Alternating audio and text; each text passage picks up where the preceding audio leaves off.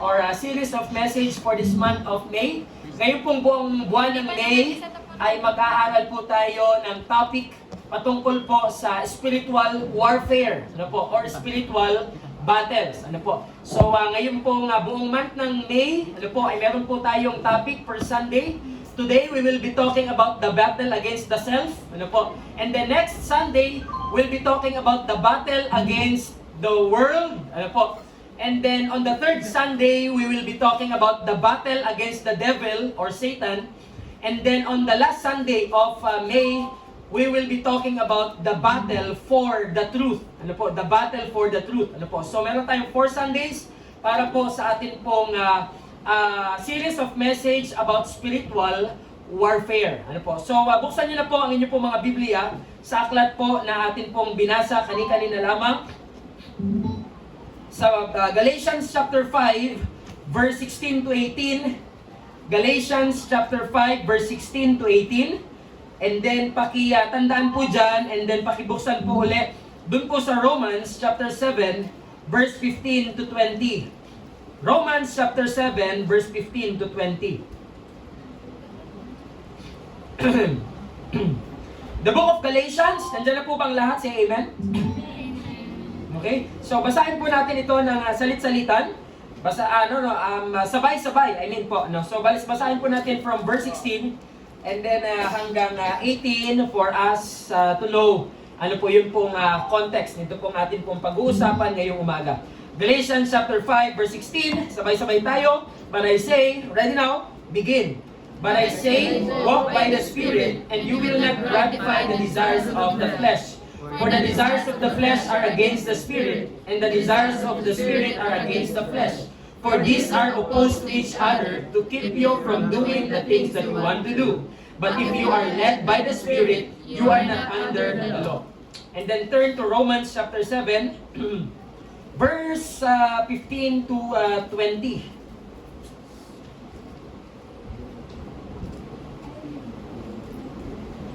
Romans chapter 7 verse 15 to 20 is one of the most complicated passages in the Bible. Ano po, pero basahin po natin. Romans chapter 7 verse 15 to 20. For I do not understand, ready? Begin. For I do not understand my own actions. For I do not do what I want, but I do the very thing I hate. Now if I do what I do not want, I agree with the law that it is good. So now it is no longer I who do it, but sin that dwells within me. For I know that nothing good dwells in me, that is in my flesh, for I have the desires to do what is right, but not the ability to carry it out. For I do not do the good I want, but the evil I do not want is what I keep on doing. Now, if I do what I do not want, it is no longer I who do it, but sin that dwells within me. Again, as I have said, one of the most complicated passages in the Bible, but later on, I will explain it to you. Tayo po muna ay manalangin at tayo po ay pumikit at tumungo sa ating pong paninimula. Dakilang Diyos at aming Panginoon, ngayon pong oras na ito, ay darako na po kami sa unang Sunday, kung saan ay una pong beses pag-aaralan po namin ang about sa spiritual warfare or spiritual battle, Panginoon. At ngayon pong umaga, ang aming pong emphasis is the battle against the self. Kaya tunay, Panginoon, ngayon pong umaga pong ito, dalangin na po namin na sana po ay wala pong interruption na mangyari at hindi po magtagumpay ang Diablo sa kanya pong mga disturbances sa amin para kanya po kaming guluhin sa amin pong pakikinig ng iyong pong mga salita. Give us, Lord, the triumph. Give us, Lord, the victory as we listen into your word ngayon pong umaga. At dalangin na po namin na sana po ay magdedepend kami. Hindi, Panginoon, sa kakayanan namin maunawaan ang salita mo sapagkat wala kaming kakayanan, kundi, Panginoon, sa kakayanan ng banal na Espiritu na siya pong tunay na amin pong tagapagturo, na siya pong tunay na magbibigay sa amin ng kaalaman, na amin pong maarok sa pinakang tuktok, Panginoon, ang ibig sabihin ng inyong pong mga salita. Ngayon pong oras na ito, samahan mo na kami, maging ang iyong lingkod, Panginoon, bigyan mo siya ng sapat na kalakasan, na tumindig, Panginoon, at ipangaral ang iyong mga salita. Ito lamang po ang aming samot panalangin. Sa pangalan ni Jesus, Amen and Amen. Muli po ay good morning sa bawat isa. Good morning! Good morning! Today, I have entitled God's Message, very obvious, the battle against the self. The battle against the self. O ang laban, o ang pakikipaglaban, sa ating pong sarili. Taken from Galatians chapter 5, 16 to 18, and Romans chapter 7, verse 15 to 20. To begin with, or to start with ngayon pong umaga pong ito, bago po ipaliwanag yun pong mga talata natin pong binasa kanina, noon pong nakaraang graduation, katulad nung ating praises and thanksgiving sa kanina, sinabi po doon na one of the things that we thank God for sa aming pong pagluwas last weekend, ay yun pong hindi lamang yung graduation na ma-witness yung ating pong tatlong students na nag-graduate sa ating pong Bible School. Of course, we are glad to see them doon sa stage na sila po ay umakyat, at sila po ay maparangalan that they have completed their academic requirements, para po sa kanila pong training. Of course, we are glad na makita po sila. Pero more than that, we are thanking God for the opportunity to commune, to fellowship with BBSI community.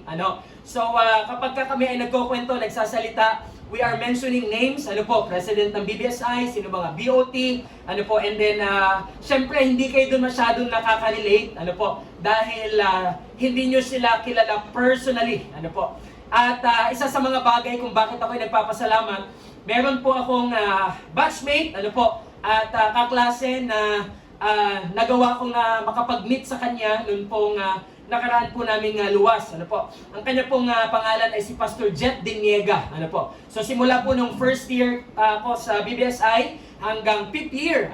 So nung kami po ay pumasok doon, ay kami po ay magkaklase and we are best friends. At salamat sa Diyos na kami po ay parehong nasa ministry pa rin. Alam niyo po, isa sa nakakalungkot na reality ng katotohanan.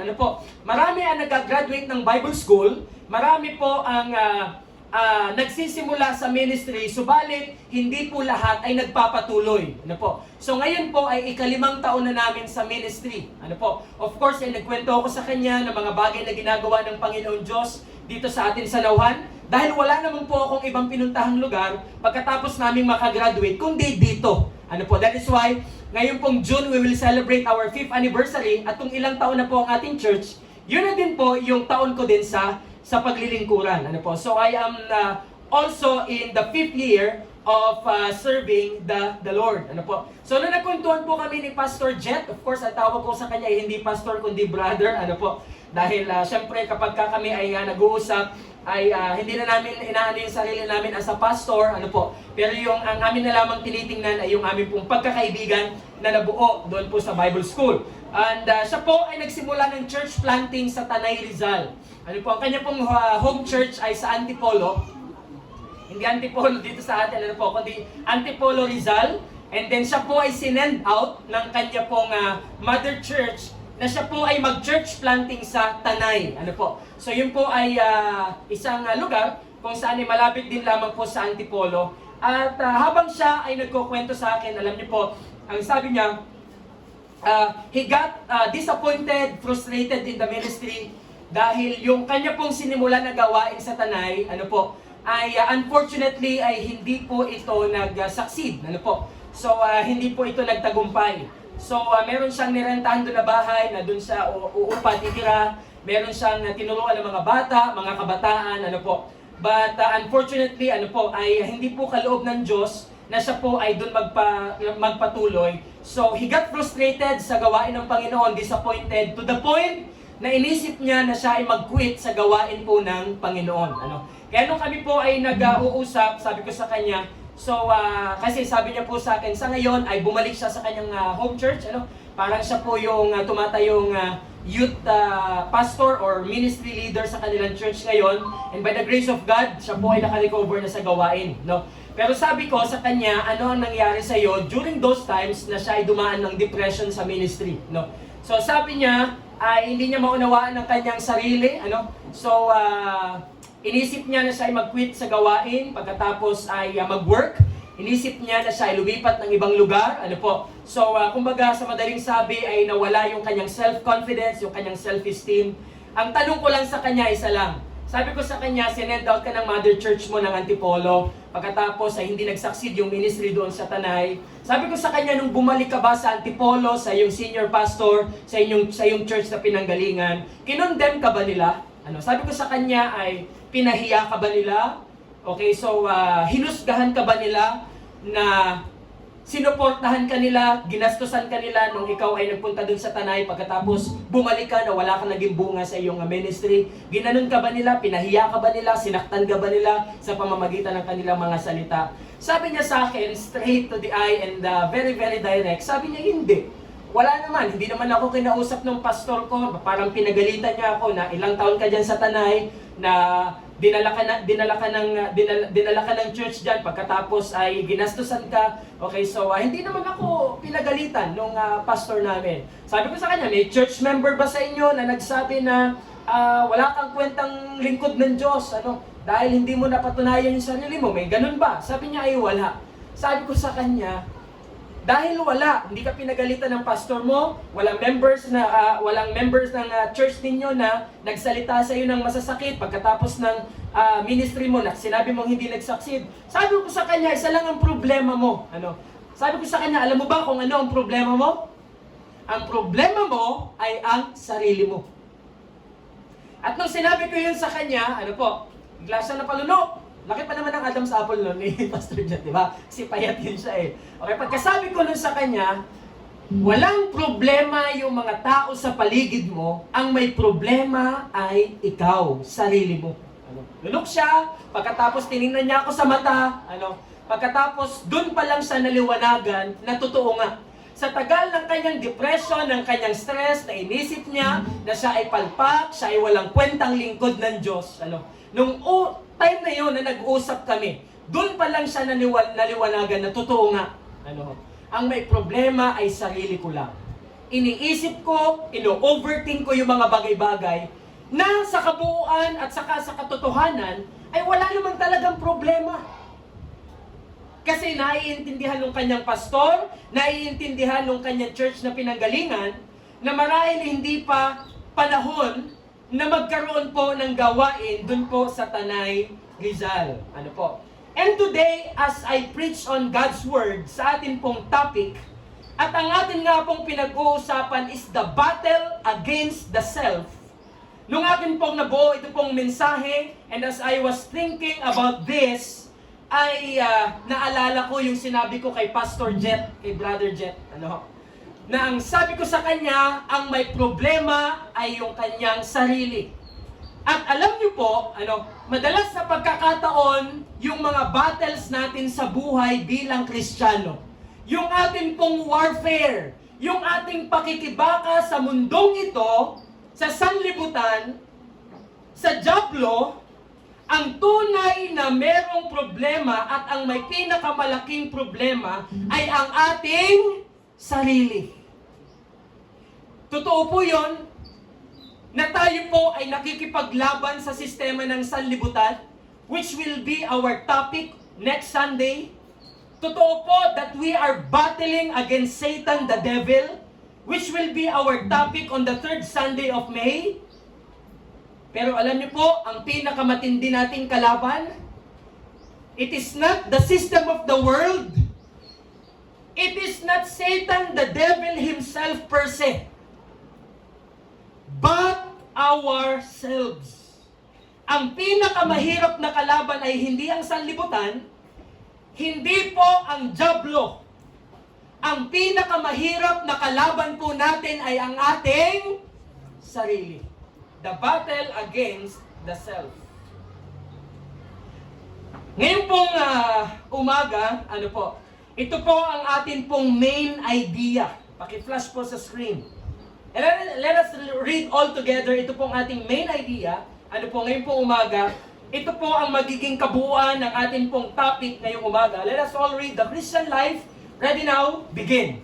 The Christian life is not a playground. It It is about the ground wherein yourself is the hardest opponent. Oh, ang buhay Kristiyano daw po, hindi ito laro.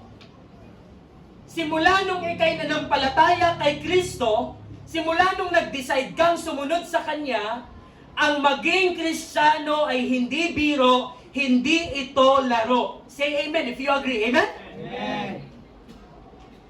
Kaya bago natin i-baptize yung isang tao, di ba? Okay? Sinasalang natin sa interview. Tinatanong natin yung tao, sigurado ka ba sa decision mong susunod ka sa Panginoon? Because to follow Jesus is hard. Pinag-usapan natin yan last month in our topic about commitment. It is hard to follow the Lord because it demands your all.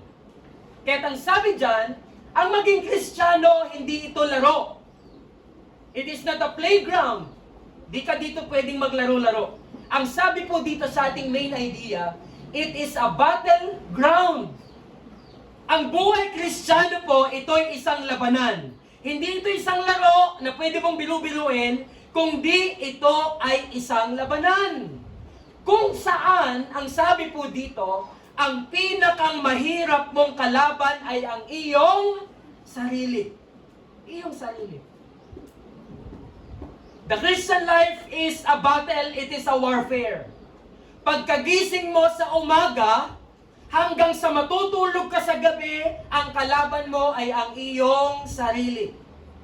There is a war within you na kung minsan hindi mo ito may paliwanag sa iyong sarili.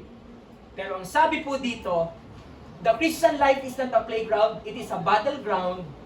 At ngayon pong umagang ito ay atin pong pag-aaralan yung mga areas na dapat nating matutunan, malaman, at kung papaano tayo magsasucceed sa labanang ito na pinagdalahan ng Diyos sa atin.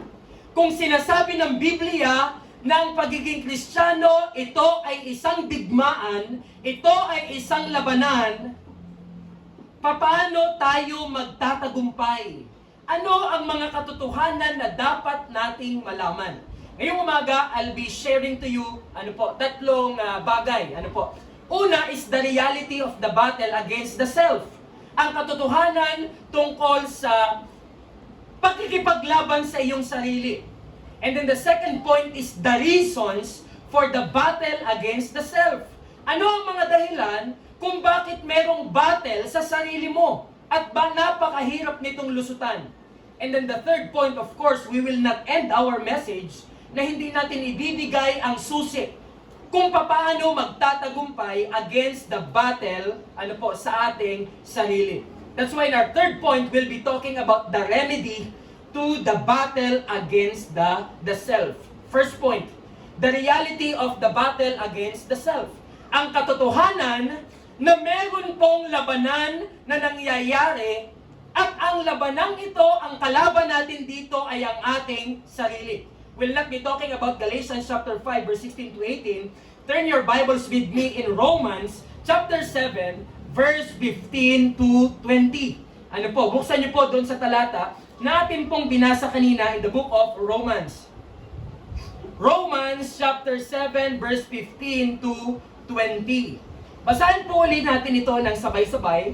For I do not understand. Ready now? From verse 15, ready? Begin. For I do not understand my own actions.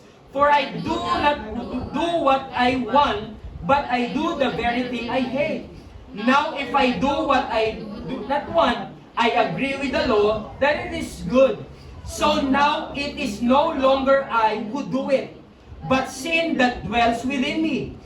For I know that nothing good dwells in me, that is in my flesh.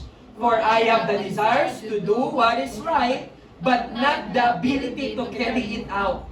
For I do not do the good I want, but the evil I do not want is what I keep on doing. Now if I do what I do not want, it is no longer I who do it, but sin that dwells within me. Key truths, tatlo pong truths na atin pong matututunan tungkol po dito sa Romans chapter 7, verse 15 to 20, kung saan ito po ay isinulat ni Apostol Pablo. Key three truths, about the battle against the self. Una, na makikita po natin, ano po, it is real regardless of your spiritual maturity. The battle against the self is real. It is true regardless of your spiritual maturity. Ang sabi sa talata, yung mga bagay na dapat at tama kong gawin bilang isang Kristiyano, yun ang hindi ko ginagawa. Pero may desire akong gawin yun. Yung mga bagay na wala akong desire gawin dahil alam kong mali, alam kong hindi tama sa harap ng Diyos, ito yung aking ginagawa. Complicated, right? Si Apostol Pablo, Kristiyano siya nung sinulat niya ito.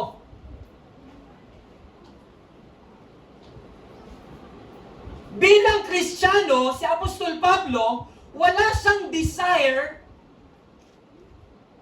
na i-disappoint ang Diyos sa pamamagitan ng paggawa ng kasalanan. Kristiyano siya eh. Ayaw niyang ma-disappoint ang Diyos. Pero sabi ni Apostol Pablo, bakit ganon? Yung ayaw ko, yun ang aking ginagawa.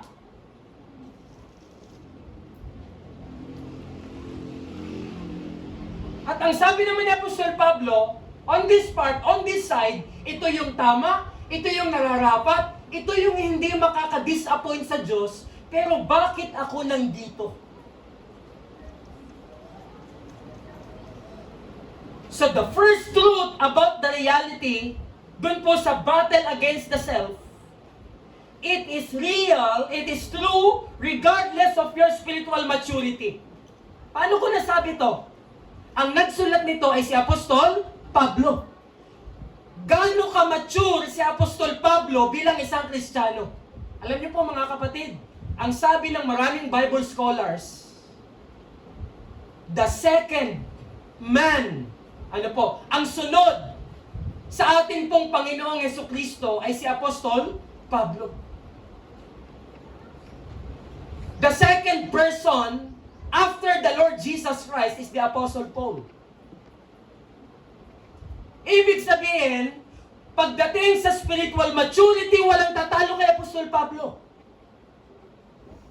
Pagdating sa kaalaman sa salita ng Diyos, walang tatalo kay Apostol Pablo. Pagdating sa relasyon kay Kristo, walang tatalo kay Apostol Pablo. Isipin niyo yun, sabihin ni Apostol Pablo, for me to live is Christ and to die is gain. Sino lang makakapagsabi nun? Isang tao na merong maigting na relasyon sa Diyos, spiritually speaking. Pero anong sabi ni Pablo? I do not understand myself. Mature siyang believer. Pero merong war na nangyayari sa kanyang sarili. Matanda na siyang Kristiyano, apostol na siya, lingkod na siya ng Diyos. But the battle is still there, existing. So ibig sabihin, hindi mo pwedeng sabihin na 10 years old na akong Kristiyano. Alam niyo po ako, I got saved 2014. So ibig sabihin ay 12 years old na akong Christian. Kasi ngayon ay 2026. Pwede ko bang sabihin 12 years old na akong Christian. Exempted na ako sa warfare against the self. Nalagpasan ko na yon. Pwede ko bang sabihin na 20 years old na akong Kristiyano, inugatan na ako sa iglesia, sa church, dito na ako tumanda. Let me tell you this. Kahit inugatan ka na sa iglesia ito, kahit tumanda ka na sa church na ito, tandaan mo ito, tatanda ka na hindi matatapos yung labanan, yung laban mo against yourself. Because the Apostle Paul himself said, yung mga bagay na dapat kong gawin hindi ko ginagawa, at yung mga bagay na hindi ko dapat gawin ay siya kong ginagawa. So, wag mong sasabihin matanda ka ng Kristiyano, exempted ka na sa pakikipaglaban sa sarili mo. Hanggang pagtanda mo bilang Kristiyano, sa muling pagbabalik ng Panginoon, o kung ikaw ay mamamatay, nakikipaglaban ka sa iyong sarili. Walang nag-graduate dito sa battle against the self. If you want to graduate, you die. Tama? Walang katapusan ito. Habang humihinga tayo, nakikipaglaban tayo sa ating sarili. And if you want to end the battle, the war, you die. Yun lang ang susi doon. Kung disappointed ka na sa sarili mo, frustrated ka na sa sarili mo, edi you die. I'm not saying na ikaw ay magpakamatay. I'm only saying the only way to escape yung battle against the self is death. Muwi ka na sa langit. Kaya sabi ni Apostol Pablo, it is far better to be absent in the body and present in the Lord.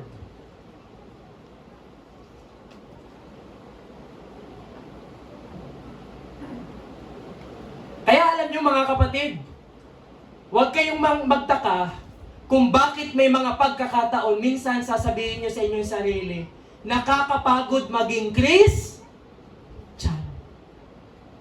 Taas ang kamay nang nakaranas na ng gano'n.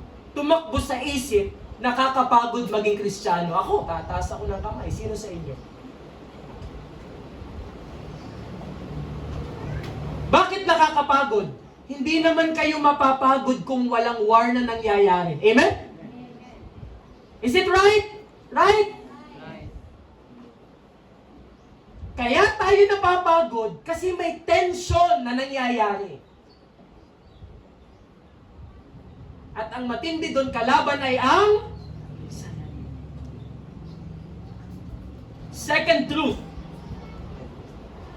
The battle against the self is real regardless of your spiritual maturity. Second truth, the battle against the self, it is complicated. Second point, it is complicated. Sabi complicated, komplikado. Hindi mo maunawaan. Let's read verse 15, sabay-sabay. On our Bibles. Verse 15, tinan natin ang sinabi ng Apostol Pablo. Siya na ang pinakang dakilang Kristiyanong nabuhay sa kasaysayan ng Kristyanismo, pero anong sabi ng taong ito sa verse 15? Ready now? Ready? Go! For I do not understand my own actions. For I do not do what I want, but I do the very thing I hate. And then verse 18, ready? Begin. For I know that nothing good dwells in me, that is in my flesh. For I have the desire to do what is right, but not the ability to carry it out. Stop there. Interpret natin ito. Si Apostol Pablo sa kanyang sarili ay komplikado. Di niya maunawaan.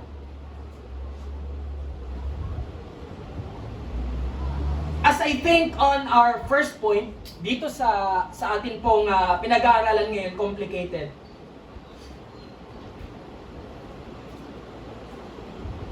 Maraming beses kong inisip kung ito ay aking i-mention.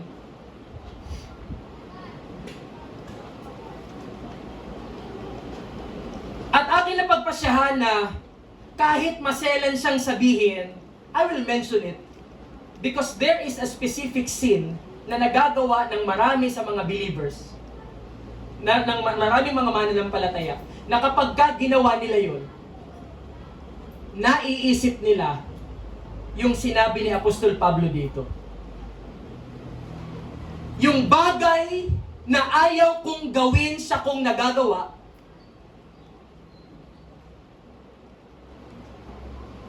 at yung bagay na dapat kong gawin ay hindi ko ginagawa. Alam niyo po ba na merong specific na klase ng kasalanan na kapag ka nagawa ito ng isang Kristiyano, sobrang na-frustrate, na di-disappoint siya sa kanyang sarili. Medyo maselan ito kasi ito ay sexual sin.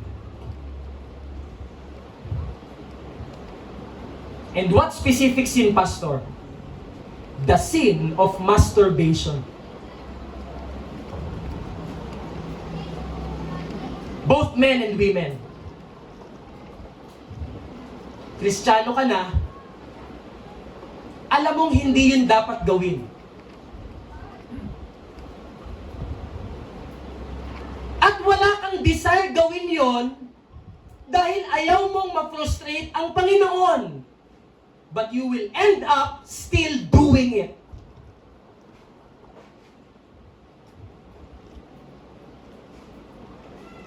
At kapag katapos mong gawin yung masturbation, ano nangyayari sa sarili mo? You got disappointed, you got frustrated. Na parang ang taas nung iniakyat ng iyong spiritual life. And then, all of a sudden, dahil lang sa isang kasalanan, specific na kasalanan, bigla na lang yung babagsak. At masasabi mo sa sarili mong, bakit ganon? Ayaw ko naman siyang gawin. Kasalanan siya. Ginawa ko pa rin. At yung bagay na dapat ko namang gawin bilang isang Kristiyano, which is ang iwasan yun, yun ang hindi ko ginagawa. What? Parang ang hirap isolve yung problema.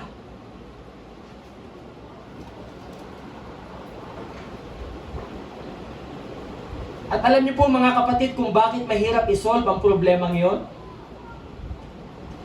Third truth. It is, pakibasa, ready, begin. The battle against the self is real. Totoo ito, regardless of your spiritual maturity. Kahit matanda ka ng Kristiyano, nakikipaglaban ka sa sarili mo. At ang battle against the self is complicated. Hindi mo maunawaan ang iyong sarili kung bakit mo nagagawa yun. Naka-narrow down lang po yun dun sa sinabi kong specific na kasalanan, but it doesn't mean yung kasalanan lang na yun ang tinutukoy. Ang sabi ko lang kanina, grabe lang talaga yung sin of masturbation kasi ang isang tunay na Kristiyano wala na talagang desire gawin yun. Pero, nagagawa. At kapag ka nagawa, frustrated. Bakit ko ginawa yun? Nahihiya na ako maglingkod sa Diyos. Nahihiya na ako makipag-fellowship. Ang dumi-dumi ko.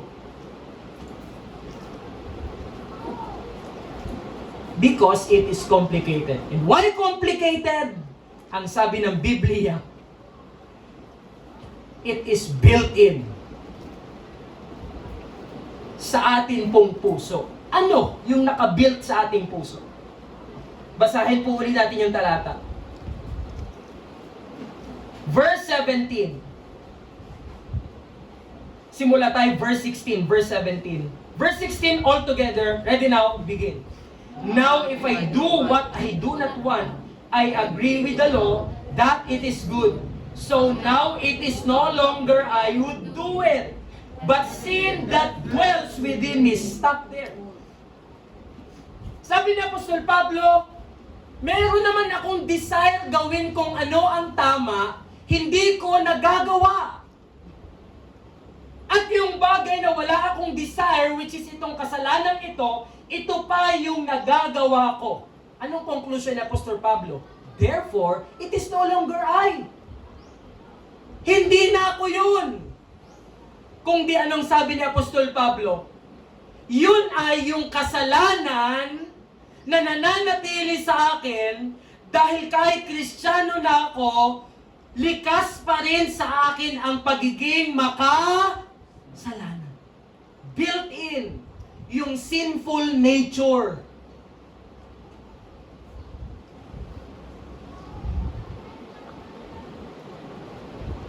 So anong difference? Ang isang mananampalataya, hindi mananampalataya, pareho rin lang palang nagkakasala.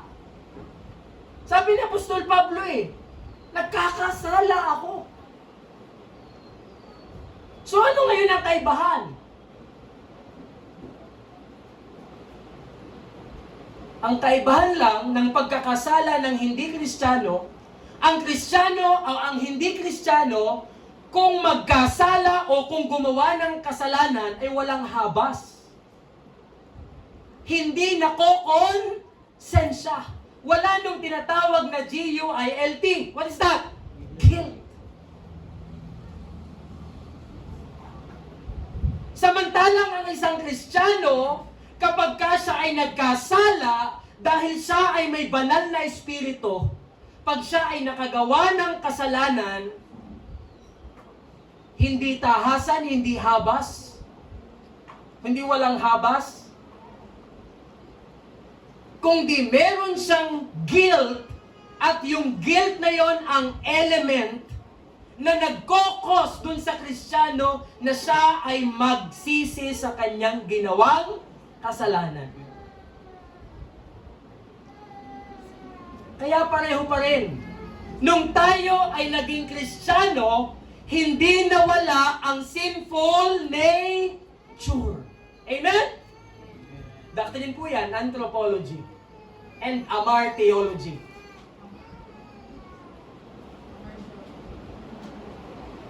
Nung tayo ay naging Kristiyano, hindi nawala ang sinful nature. Ano lang ang nangyari? Alam niyo kung ano nangyari lang dun sa sinful nature? Ang nangyari lang, nung tayo ay naging Kristiyano, yes, andyan pa rin ang sinful nature. Pero, pwede na itong makontrol. Pwede na itong madisiplina. Pero meron tayong gagawin which is on our third point pa na pag-aaralan po natin mamaya. But the thing is, the reality of the battle against the self. Una, nakita natin, kahit gaano ka pa ka-mature bilang isang Kristiyano, hindi matatapos ang pakikipaglaban mo sa iyong sarili. Pangalawa, ang battle against the self is complicated. Ikaw din mismo, minsan sa buhay mo, hindi mo maunawaan. Alam mong bawal, alam mong kasalanan, gagawin mo pa din. Tapos pagkatapos mong magawa, ay disappointed ka sa sarili mo, frustrated ka sa sarili mo.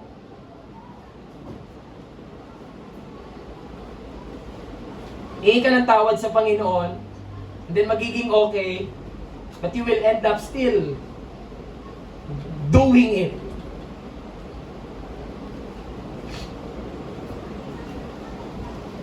At ang sabi sa third point, bakit komplikado ito? It is built in. Nature natin ang kasalanan. At merong battle within us dahil meron na tayong banal na espiritu.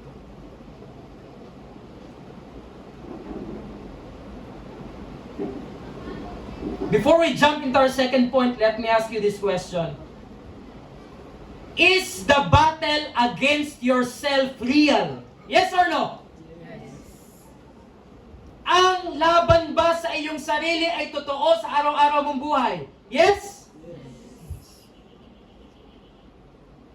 At aaminin natin, ang hirap kalaban ng ating sarili.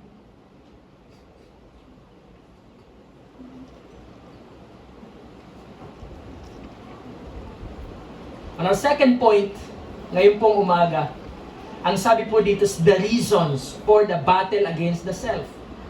Taken from Galatians chapter 5 verse 16 to 18. Galatians chapter 5, 16 to 18. Anong dahilan bakit merong battle sa ating sarili? Ngayon pong umaga ito, basahin natin ang verse 16 to 18 ng Galatians chapter 5. Are you there? Amen? Basahin po natin, sabay-sabay, from verse 16, Galatians chapter 5, verse 16. But I say, ready now, begin. But I say, walk by the Spirit, and you will not gratify the desires of the flesh. For the desires of the flesh are against the Spirit, and the desires of the Spirit are against the flesh. For these are opposed to each other to keep you from doing the things that you want to do. 18. But if you are led by the Spirit, you are not under the law. Ngayon po umaga, under our second point, we'll be talking about the vice versa concept of the battle against the self. Ano ang dahilan bakit merong battle sa ating sarili? What is the vice versa concept here in verse 16 to 18? Una, basahin po natin our natural. Ready now? Begin. Our natural desire is contrary to God's desire. And the vice versa, letter B, ready? Begin. God's desire is contrary to our natural desire. Sabi ni Apostol Pablo dito sa verse 17, ang pagnanasa ng aking laman ay kontra sa Espiritu.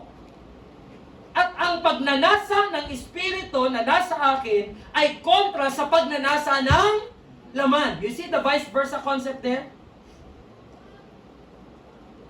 Ito ang iyong natural desire, ito ang God's desire. Nagbabangga ito araw-araw. O di kaya naman ito ang God's desire, ito ang natural desire. Ano ang problema sa ating natural desire? What is the problem in our natural desire? The problem in our natural desire is that it is sinful. Yun ang problema natin eh. Ang natural sa atin ay gumawa ng kasalanan. That is again a doctrine ng Hamar theology, which is nagtuturo po sa atin na nung tayo po ay nagkasala, tayo po ay alipin ng kasalanan, palibasa alipin ng kasalanan, kung tayo ay papipiliin between good and bad, between right and wrong, we are always biased sa pagpili ng masama, kung ano ang sala, kung ano ang mali. Hindi tayo tinuruan gumawa ng kasalanan. Meron ba ditong ganon? Na tinuruan ng magulang gumawa ng kasalanan? Wala, di ba? Tayong lahat ay lumaki na kusa nating ginawa ang mga kasalanan. Bakit? It is our natural. It is our nature. It is natural to us. Ano ngayon ang naging problema? Bakit nagkaroon ng battle? Nung tayo ay unbeliever pa, walang labanan. Alam niyo kung bakit? We are spiritually dead. Nung tayo ay unbeliever pa, kahit gumagawa ka ng kasalanan, wala kang pakialam. Pero simula nung ikaw ay naging Kristiyano na, there is war within you. Dahil Kristiyano ka na, meron kang banal na espiritu, at yung kagustuhan ng banal na espiritu at kagustuhan ng laman mo, ay araw-araw naglalaban-laban yan. Pagkagising mo sa umaga hanggang pagtulog mo sa gabi. Ito ang gusto ng Holy Spirit. Ito ang kagustuhan ng laman mo. Banggaya ng bangga, oras-oras. Tatlo lang po ang elements ng tao. The body, the soul, and the spirit. Ang tao ay binubuo ng tatlong elemento. Katawan, kaluluwa, at espiritu. Let me explain you this. Ang ating pong katawan, ito yung tangible, visible. Ito yung nakikita. Ito yung nahahawakan. The soul. Ano ang kaluluwa, Pastor? Ang kaluluwa, yan yung nakakaramdam. That's why the moment you die, wala ka ng kaluluwa. And because you have no soul in your body, kahit tadyakan pa yung katawan mo, wala na yung pakiramdam. May pakiramdam ka because you have the soul. What is the spirit? Ang espiritu, ito yung element ng tao na may kakayanan, makaunawa ng mga bagay tungkol sa Diyos. At nung hindi ka pa Kristiyano, you are spiritually dead. You have no sense of God at all.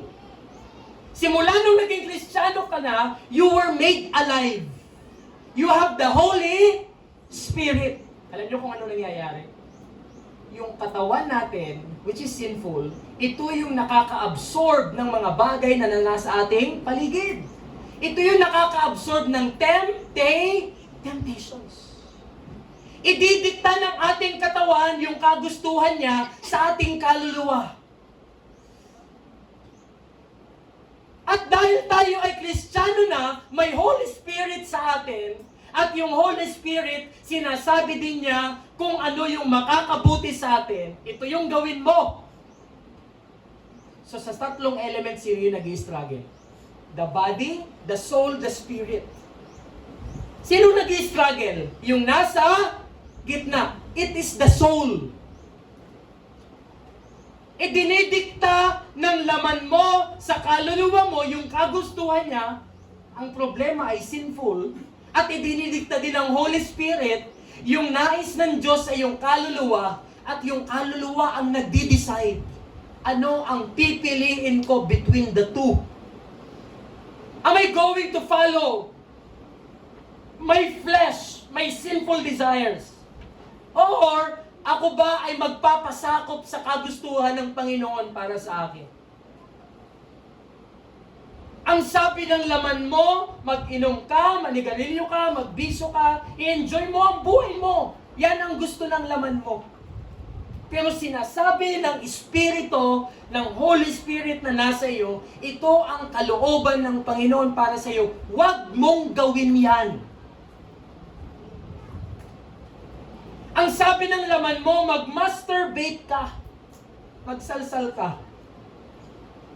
Ang sabi ng Holy Spirit on the other hand, huwag mong gawin yan. It is lustful. Yung soul yung nagde-decide.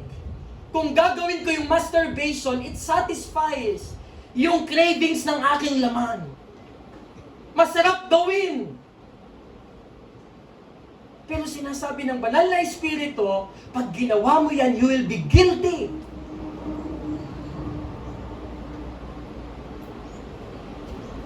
You see? Ang sabi ng laman, ito ang mga awit na pakinggan mo. Masarap itong pakinggan. Makakaaliw ito ng iyong isipan. Ang sabi ng banal na Espiritu, huwag kang makinig ng mga awit na makamundo. Ilalayo ka niyan sa Diyos. So the soul decides. Ano ang pipiliin ko? Yung makamundo o itong makalangit? Ang sabi ng laman mo, matulog ka. Masarap matulog, masarap magpahinga. Ang sabi ng spirit mo, magbasa ka ng Biblia at manalangin ka bago ka matulog. So the soul decides, am I going to sleep, rest, or am I going to choose to read my Bible, pray before I sleep? So this is about it. Ang sabi ng laman mo, huwag ka munang umattend ng church kasi may birthday yan kang pupuntahan, masarap ang mga pagkain. Ang sabi ng Holy Spirit, mag-church ka, priority mo ang Diyos. Dahil araw ng linggo, tama lang sa isang anak ng Diyos na nasa bahay-sambahan pag araw ng linggo, wala sa birthday yan. So the soul decides. Yung pipiliin ko, sarap yung lumpia, bagong luto, palutong pa. Yung spaghetti, pansit, mainit pa. Yung cake, masarap, may ice cream. Pero sa kabilang banda, yung kaluluwa ko ay nagugutom sa salita ng Diyos. So anong pipiliin ko? Punta ako sa birthday yan na merong kainang masasarap? O pupunta ako sa church na mapapakain ko ang aking kaluluwa? So I am citing examples for you to understand. Do you understand now? Yes. Again, tatanungin ko kayo. Meron bang labanan na nangyayari sa inyong sarili? Yes. Ito ba ay araw-araw? Yes. Ito ba ay pagkagising mo sa umaga hanggang matulog ka sa gabi, nakikipaglaban ka sa sarili mo? Yes? Yes. Definitely.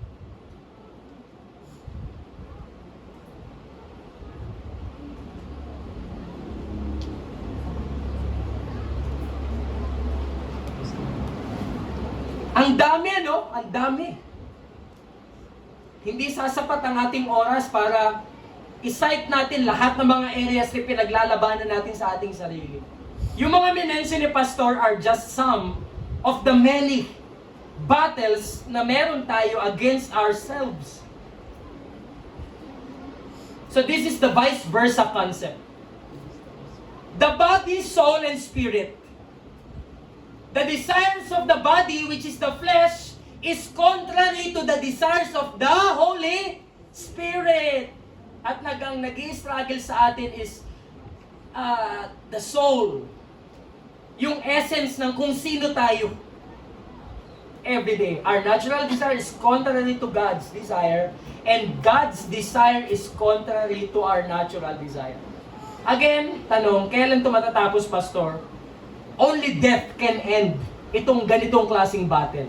I am not suggesting na kayo po'y magpakamatay. That would be another problem. Big problem, Pinag-usapan natin ngayong umaga, the reality of the battle against the self. Nakita natin that the battle against the self, it is true regardless of your spiritual maturity. Kahit matanda ka ng Kristiyano, you will still fight, you will still war against yourself. It is complicated. Sometimes you do not understand yourself. At sabi dun, it is built in. It is natural for us to choose what is not right, to choose what is sin. At ang sabi po dito, the reasons for the battle against the self, bakit meron po nito? Our natural desire contrary to God's, and God's desire contrary to our natural desire.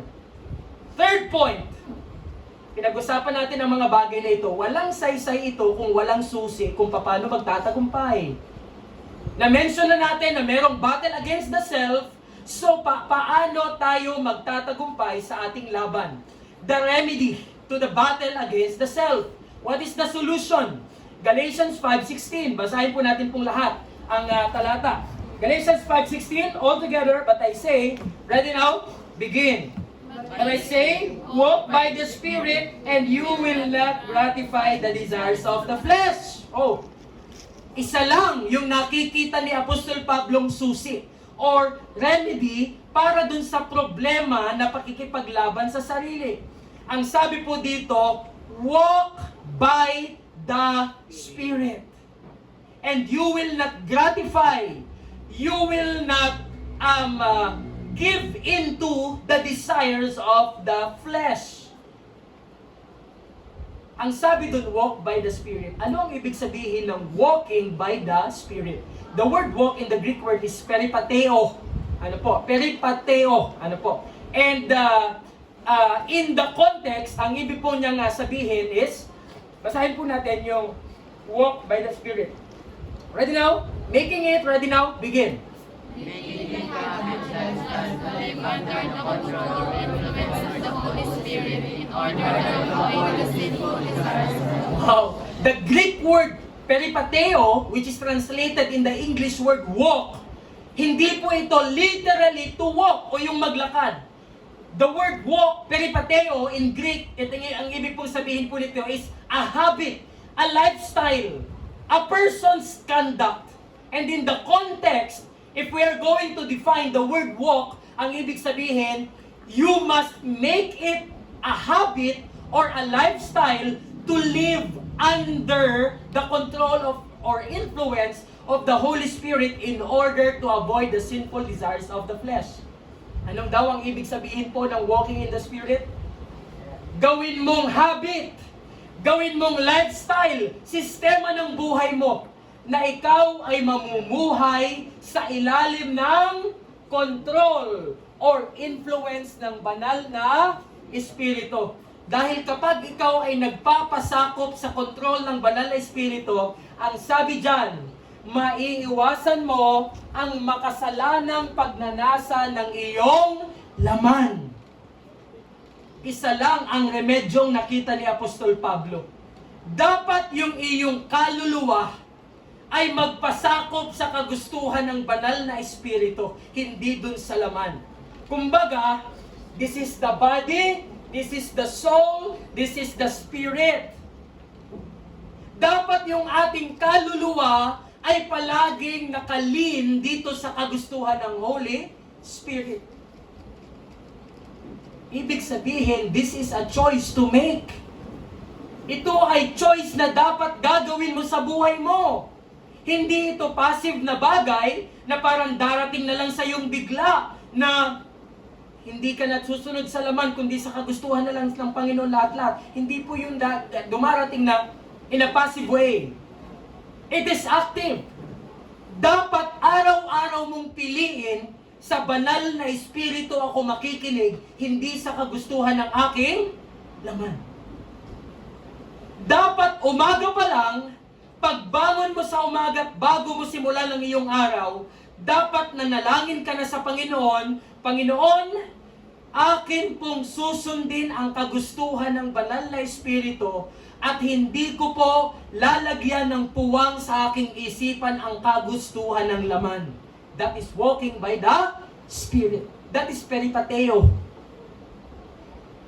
You are yielding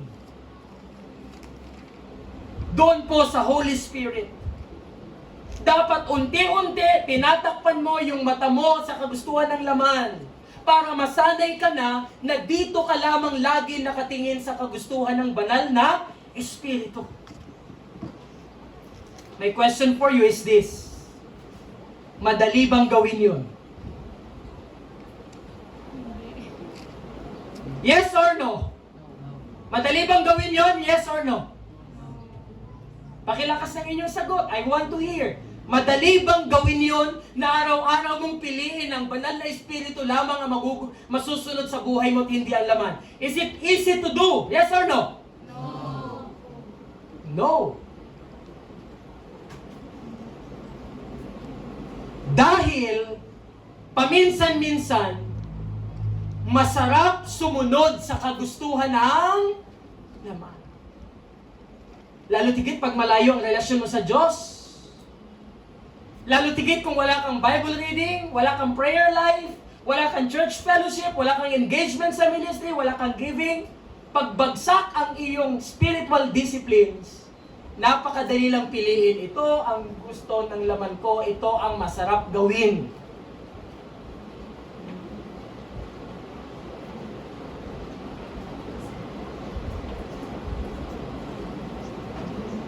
But if it is your habit, if it is your lifestyle to read the Word of God every day, to pray, to fellowship, to commune with your fellow believers, if it is your lifestyle, your conduct, na sanay ka na ikaw ay engaged sa mga ministries, sanay ka na ikaw may disiplina sa iyong mga kaperahan, madali din lamang sa iyo na sundin ang kagustuhan ng banal na Espiritu.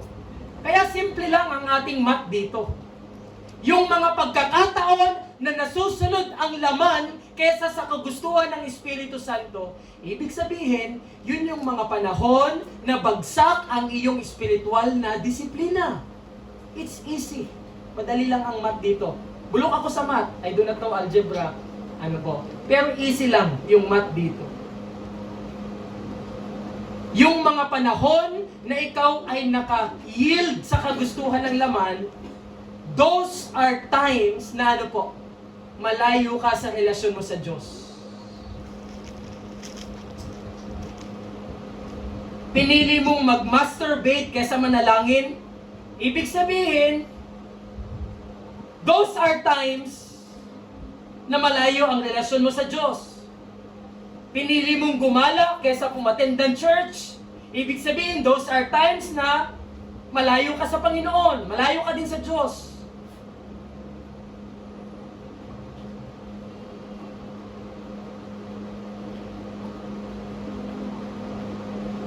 At ang sabi po dito, peripateo walk, it is a habit, it is a lifestyle, to live under the control, the influence of the Holy Spirit in order to avoid the sinful desires of the flesh.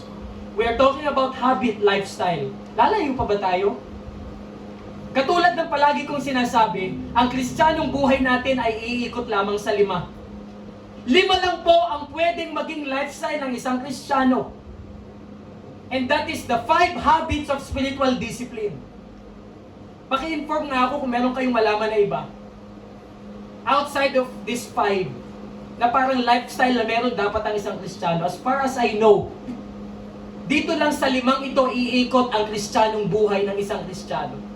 What is that? What is the lifestyle of a Christian? Letter A. Simply, read the Word of God. Kung wala kang salita ng Diyos, automatic yun, susundin mong kagustuhan ng laman. Anong dapat natin gawin sa salita ng Panginoon? Meditate day and night, according to Psalm chapter 1, verse 1 and 2. Go back to the book of Matthew chapter 4. Nung si Jesus ay nasa temptations ni Satan, anong kanyang sandata? Word of God. Kung si Jesus, halimbawa, tayo yung nandun, kung hindi tayo nag-meditate ng salita ng Diyos, susundin natin yung sinabi ng Diablo. Gawin mong tinapay ang bato, magpatihulog ka, at sambahin mo ako. Gagawin natin yun. Pero si Jesus is filled by the Word of God noong time na yun. Kaya na-overcome niya yung temptation. Letter B, anong dapat gawin ng isang Kristiyano? It is to pray.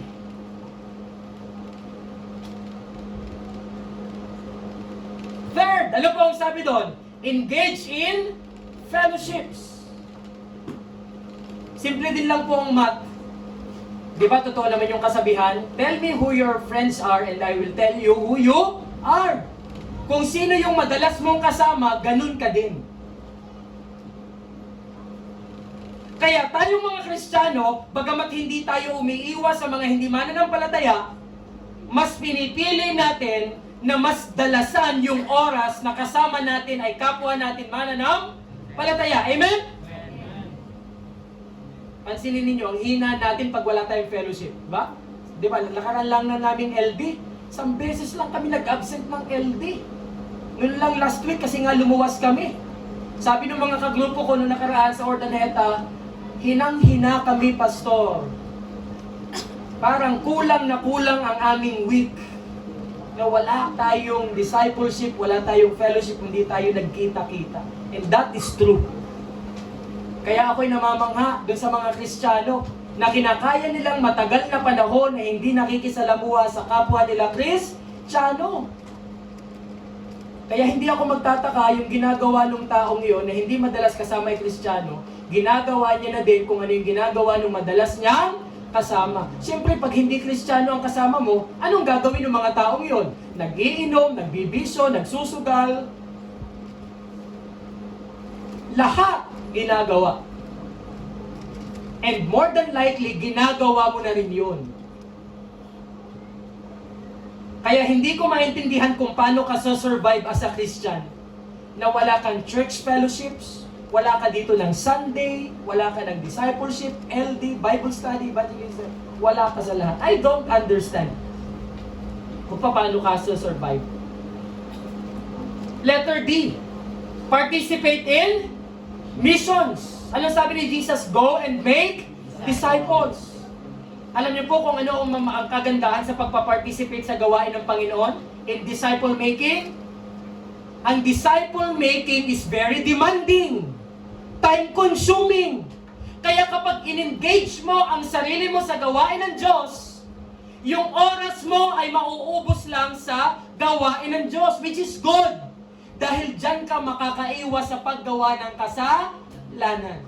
Tingnan mo din yung mga panahon na nahulog ka sa kasalanan.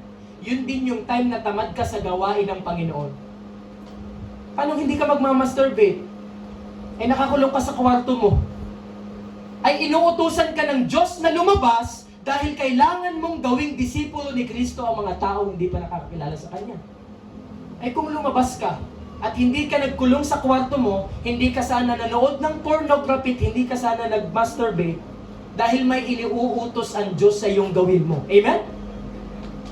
Yan yung beauty nung nag-uusap kami ng mga LD ko namin. Sabi nila, yung idleness talaga o yung pagiging tamad sa gawain ng Diyos.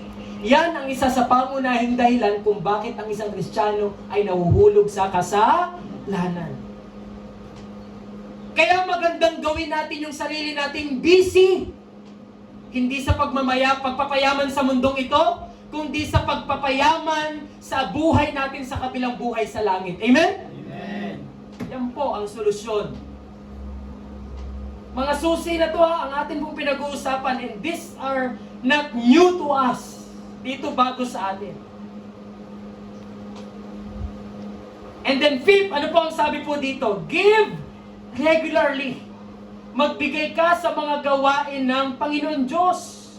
Kesa yung pera mo, mauubos sa mga bagay na walang kabuluhan. Kesa yung pera mo, mapupunta pambili ng pangbisyo mo, pangsugal mo, ibigay mo yan sa gawain ng Panginoong Diyos. Amen? Diyan lang magkakaroon ng eternal value ang pera mo. Yan lang ang investment na atin pong mapapakinabangan pagdating natin sa buhay natin sa kabilang buhay. Kaya kung gusto natin na yung pera natin ay magkaroon ng value,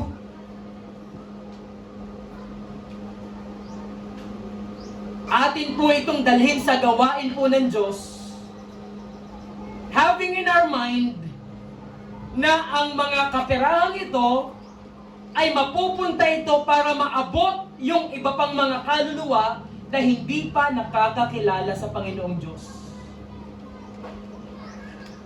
Na-mention ko po yung pagsusugal. Alam natin pagsusugal, tong it's bingo sa peryahan, di ba? At, scatter. Let me tell you this, na-mention ko na din lang. I don't know if some of you are guilty about this. Ang sugal po ngayon, hey, listen, ang sugal ngayon ay hindi na lamang po sa pamamagitan ng baraha. Ang sugal po ngayon ay nasa cellphone na lang. 1xbet, scatter,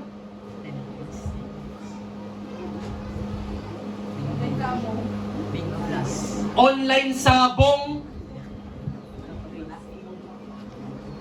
Okay, mag-mention pa kayo, alam nyo, di ba? Yung mga na-scam na dito dahil nagsugal online. Alam nyo yan.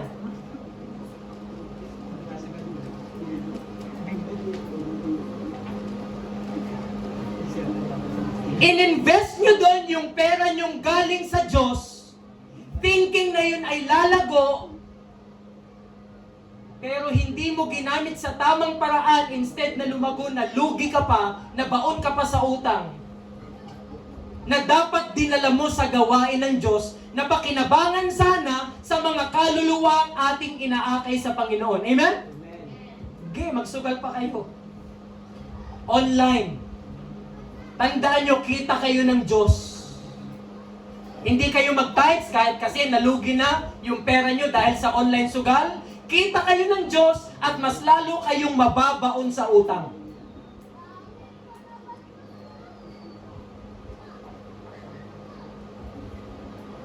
Ay, ang sarap magsugal eh. Easy money, taya ka ng 5,000. Pag tumama, 10,000. Yun ang kagustuhan ng laman. Anong kagustuhan ng Espiritu? Yung pera mo, i-invest mo sa gawain ng Diyos. Dalhin mo sa iglesia, dalhin mo sa church. Hindi mo sinunod ang Panginoon. Sabi ng Panginoon, dito kanya pagpapalain. Sinunod mo yung sarili mong kagustuhan, thinking na dito ka yayaman. Yun, sumugal ka. Doon ka nagkabaon-baon sa utang. Meron pang isa, crypto.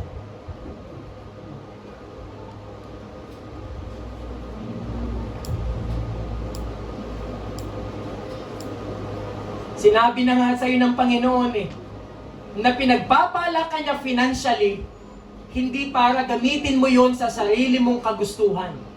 Pinagpapala ka ng Panginoon financially sa pamamagitan ng iyong trabaho, iba't iba pang mga kapamaraanan. Pinagpapala ka ng Diyos para ibibigay mo yun pabalik sa Kanya at magkakaroon yun ng eternal value sa langit someday. Hindi tayo nasunod. Sariling paraan ang iniisip. Eh di, sinong kawawa sa huli? Ikaw, hindi naman yung gawain ng Diyos eh. Kasi kahit hindi ka nagbigay, naligtas pa rin yung mga kaluluwa, buhay pa rin yung gawain ng Panginoon, nagpapatuloy pa rin. It is not the ministry's loss, It is not the pastor's loss, it is your loss.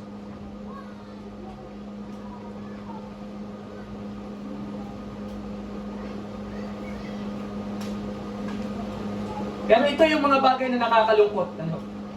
Pero totoo.